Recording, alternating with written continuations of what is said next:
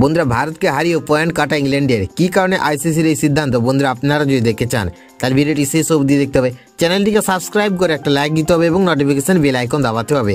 Lord টেস্টে ভারতকে 22 রানে হারিয়ে সিরিজ 2-1 ব্যবধানে এগিয়ে গেলেও শাস্তি এড়াতে পারেনি ইংল্যান্ড দল।